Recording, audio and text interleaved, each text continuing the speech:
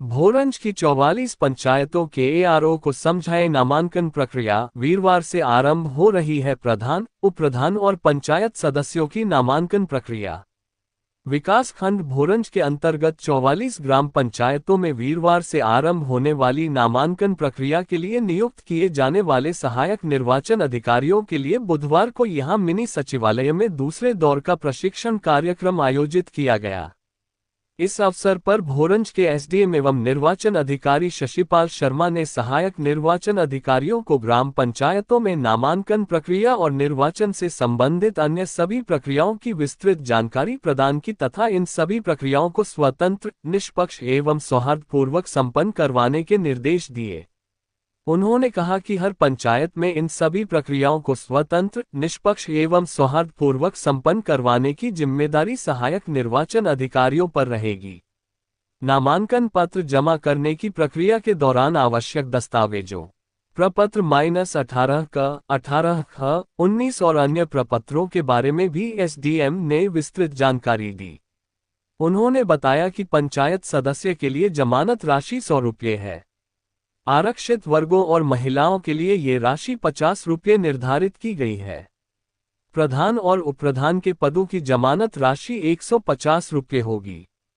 महिला प्रत्याशी और अन्य आरक्षित वर्गों के लिए ये 75 रुपये होगी। नामांकन के समय आरक्षित वर्ग के प्रत्याशी को अपना जाति प्रमाण पत्र देना होगा। एसडीएम ने कहा कि नामांकन की सूचना हर रोज पंचायत घर में प्रदर्शित होनी चाहिए तथा किसी भी प्रकार की आपत्ति को लिखित रूप में ही स्वीकार किया जाना चाहिए।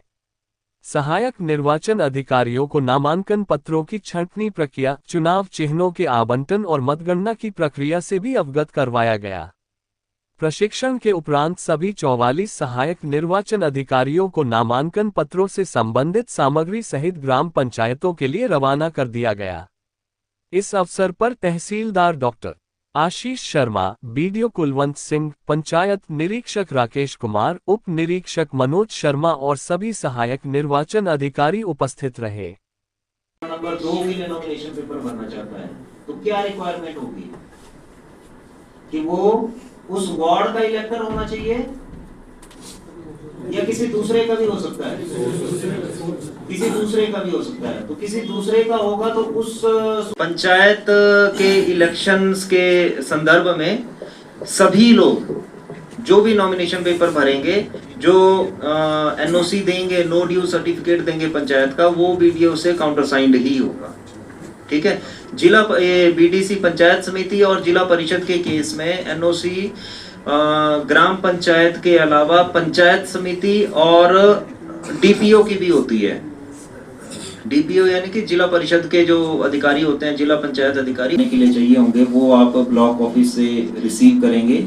और उसके बाद कल सुबह जो है, तो क्योंकि कल सुबह 11 बजे से नॉमिनेशन शुरू होंगी, तो उससे काफी पहले आप अपनी व्यवस्था अपने संबंधित स्थान पर जो है तो आप सुनिश्चित करेंगे। तो नॉमिनेशन की प्रक्रिया जो है, तो कल प्रथम दिवस है नॉमिनेशन का। प्रपोजल वापिस लेता हूं, ये उसके पास ऑप्शन नहीं है। ठीक है।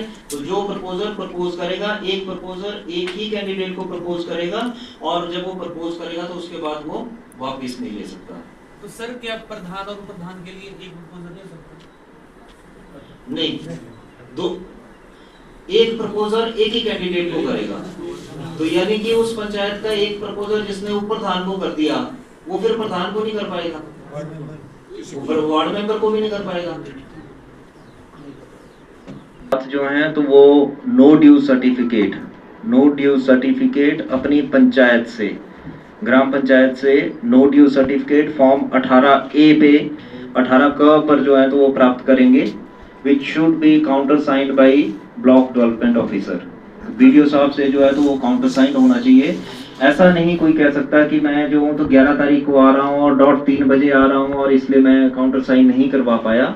ये काउंटर साइन करवाना उसकी ही जिम्मेवारी है और अगर नॉमिनेशन फॉर्म के साथ ये मैंडेटरी है, कंपलसरी है, तो ये इसी प्रकार से उसे जमा करवाना पड़ेगा। अदरवाइज कहाँ पे देखेंगे हम, अगर नॉमिनेशन पेपर में कोई कमी है तो उसको कहाँ कैरेक्टर जो सब्सटेंशियल कैरेक्टर का डिफेक्ट है उसको जो है तो उसको इग्नोर नहीं किया जा सकता या उसको ओवरलुक नहीं किया जा सकता। अगर सब्सटेंशियल कैरेक्टर का डिफेक्ट है तो नॉमिनेशन पेपर रिजेक्ट होना है तो नॉमिनेशन पेपर रिजेक्ट होगा। तो फॉर्म 18A में जो नो ड्यू सर्टिफिकेट है वो एक ऐसा ही डॉक्यूमेंट है कि उसके बिना जो है तो नॉमिनेशन पेपर अधूरा है। सर अगर वो 18 को देता है तो उसी दिन देना है मतलब जिस दिन स्कूटनी के टाइम भी दे सकते हैं।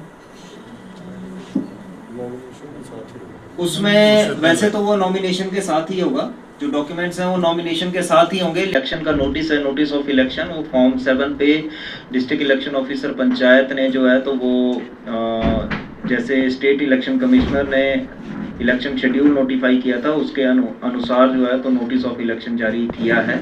और इसमें जो है तो नॉमिनेशंस जिन आरओज एआरओज ने रिसीव करने हैं 3 दिनों में वो जो हैं तो इसमें नोटिफाई किए गए हैं। और नॉमिनेशन पेपर जो हैं तो सभी कैंडिडेट्स चाहे वो पंचायत के वार्ड का हो, चाहे उप प्रधान हो, बीडीसी के सदस्य हों या जिला परिषद के सदस्य हैं, वो जो है तो नॉमिनेशन अपना संबंधित फॉर्म यानी कि फॉर्म 18 पर जो है तो अपना नॉमिनेशन पेपर भरेंगे।